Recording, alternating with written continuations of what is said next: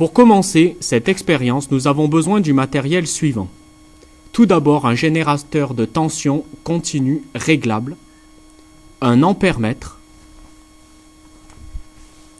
une lampe qui nous servira de témoin et deux plaques métalliques, une plaque de métal cuivre et une plaque de métal zinc qui nous serviront d'électrode.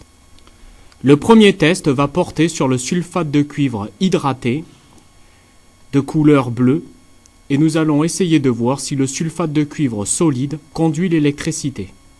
Pour cela, nous allons placer les deux électrodes au sein de ce solide et nous allons voir si la lampe s'allume.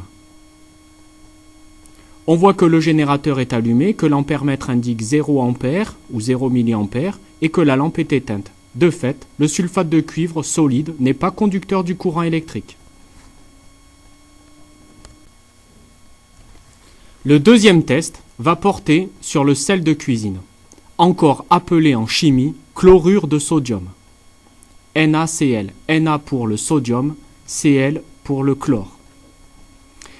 Nous allons faire la même manipulation, placer les deux électrodes au sein de ce solide chlorure de sodium et nous constatons encore une fois que l'ampèremètre indique 0 mA et que la lampe est éteinte. De fait, le chlorure de sodium solide n'est pas conducteur de l'électricité. Nous allons maintenant nous intéresser au sucre. En chimie, le sucre est appelé saccharose.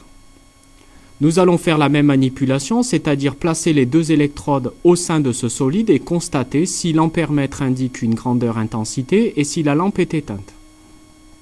On place les électrodes au sein du solide.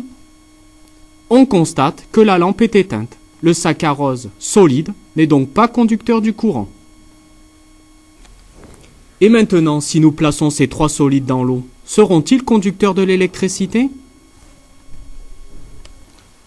Le premier test portera sur le sulfate de cuivre pentahydraté, c'est-à-dire ces cristaux bleus qui vous sont présentés. On met la quantité d'une spatule dans de l'eau distillée et on agite jusqu'à la dissolution totale des cristaux de sulfate de cuivre pentahydraté.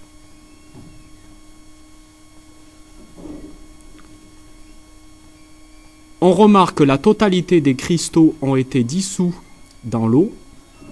La couleur bleue est caractéristique du sulfate de cuivre en solution aqueuse.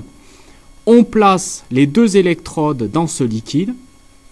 On met le générateur en marche. Il est placé sur 4,5 volts.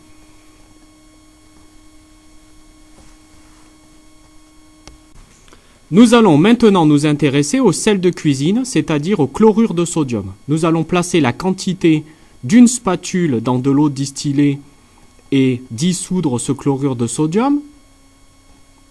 On constate que la quasi-totalité des cristaux sont dissous dans l'eau. On place maintenant les électrodes. On allume le générateur et on constate que l'ampoule s'allume.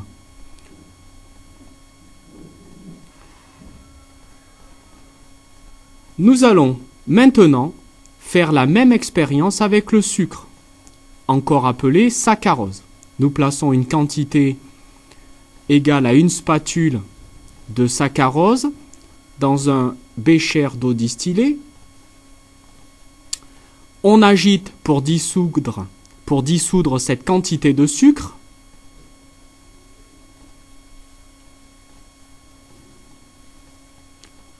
On remarque après une petite agitation que la quantité totale de sucre a été dissoute dans l'eau. On place les deux électrodes dans le liquide, on met le générateur en fonctionnement et là on constate que l'eau sucrée ne permet pas le passage du courant.